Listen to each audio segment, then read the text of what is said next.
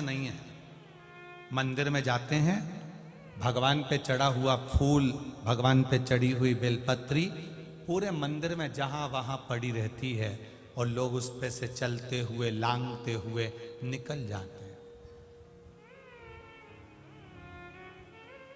पंच पुष्प शिव महापुराण की दो बातें अपनी जिंदगी में उतार कर रखना।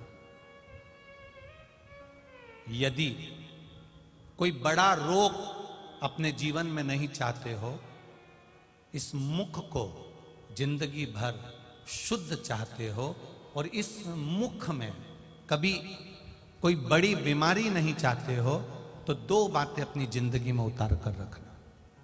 एक, भगवान के पड़े हुए निर्माल्य पर कभी लांगा ना जा।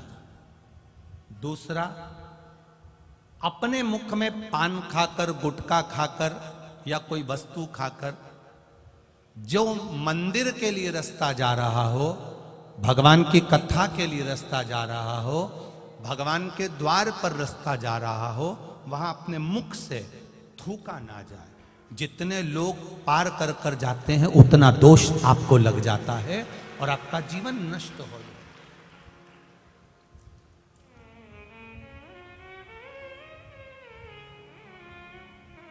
बीच पथ पर, जिस मार्ग से भगवान शंकर का शिवालय जा रहे हो, जिस मार्ग से भगवान के मंदिर जा रहे हो, जिस मार्ग से अगर कोई नारी, कोई पुरुष, कोई बच्चा, कोई बूढ़ा, कोई व्यक्ति एक लोटा जल लेकर भी अगर भगवान के मंदिर जा रहा है, उस मार्ग पर, बीच मार्ग पर अगर कोई थूकता है और उस थूक को जितनी बार लोग लांग कर मंदिर के द्वार तक जाते हैं, उतना उतना रोग इस शरीर के अंदर बढ़ता चले जाता है। इसलिए हमारे यहाँ पहले के समय में, आज के लोगों को तो स्मरण है कि नहीं है, पहले तो थूकने के लिए भी एक पीक दान होता था जिसमें थूका जाता था। आज के जमाने में तो आदमी पूरी पृथ्वी को पीक दान बनाकर रखा है, जहां मर्जी पड़ती है वहां थूक देता है।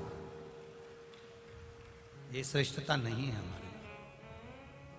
ये वसुंधरा, ये पृथ्वी, ये वसुंधरा, ये भूमि माता, ये पृथ्वी माता, जिसकी गोद में हम पाल पोस कर बड़े हुए हैं, जिसका दिया हुआ अन्न हम पा रहे हैं, जिसके आनंदमय आशीर्वाद से हम अपनी जिंदगी जी रहे हैं, इस पृथ्वी को भी नमन करना चाहिए।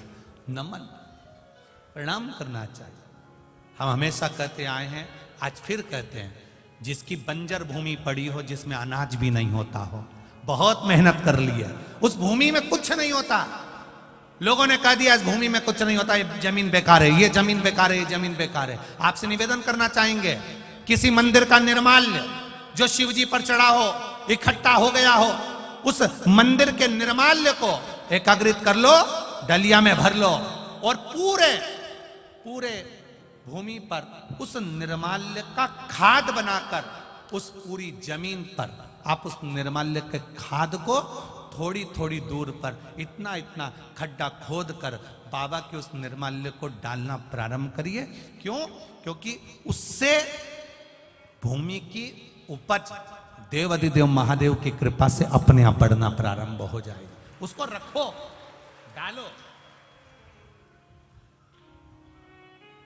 सभी जगह पर नहीं, कुछ स्थान चिन्हित कर लो कि हाँ ये बमोल का पेड़ है, इसके नीचे मैंने रख दिया, बे पीपल का पेड़ है, इसके नीचे मैंने रख दिया। उस निर्माल्य का एक बाबा से निवेदन कर कर, बाबा बस आपको लेकर जा रहा हूं, ये समझो कि आप मेरी भूमि को उपजाऊ आप बना सकते हो, मेरे जीवन को धन्य आप बना सकते हो।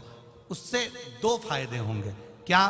एक, निर्माल्य जो इकट्ठा होता है, लोग उसको ले जाकर नदी में डाल देते हैं, नदी में डाल देने से नदी दूषित हो जाती है, नदी में प्रदूषण हो जाता है। तो वो निर्माल्य जब आप जमीन में ले जाकर गाड़ोगे, डालोगे, तो नदी भी शुद्ध होगी और भूमि में भी उसकी खाद बनकर उस भूमि पर भी उसका शुद्धता का भाव जागृत होगा। अब करो उससे,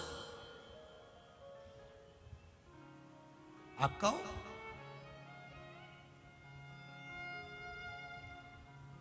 हर कहीं थूक देना, हर कहीं पर पान खाकर थूक दिया, तंबाकू खाकर थूक दिया, कहीं पर भी तुम्हारा मन पड़ा और तुमने पिचकारी, ना ना ना ना ना, शिव पुराण कर रही है, उससे हमें दोष लगता है।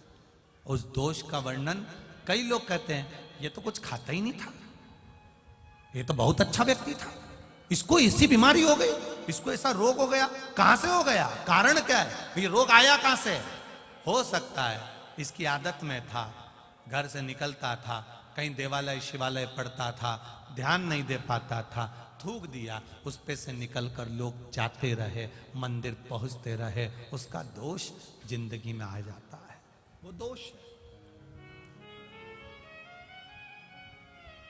पहले के समय में गांव के लोग तो आज भी जानते होंगे कि पहले पीक दान चलता था, आप लोगों के स्मरण में होगा, कभी कभी आप लोगों ने देखा भी होगा, छोटा सा रहता था, उसमें लोग थूक देते थे, उसमें लोग कुल्ला कर देते थे, पर यहां वहां लोग नहीं थूकते थे, पर चला, अब लोगों ने वो चालू कर। दो चीजें स्मरण में रहे,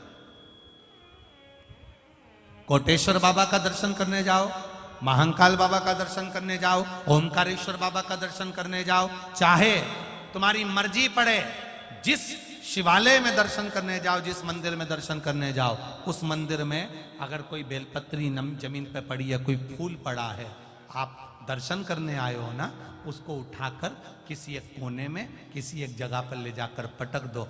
कहीं थोड़ा सा भी अगर पुष्प और निर्माल्य रास्ते में पड़ा है, उसको कोई लांगेगा, उसका दोष हमको लगेगा, इसलिए उसको उठाकर कहीं एक और रख दिया जाए, रख दो।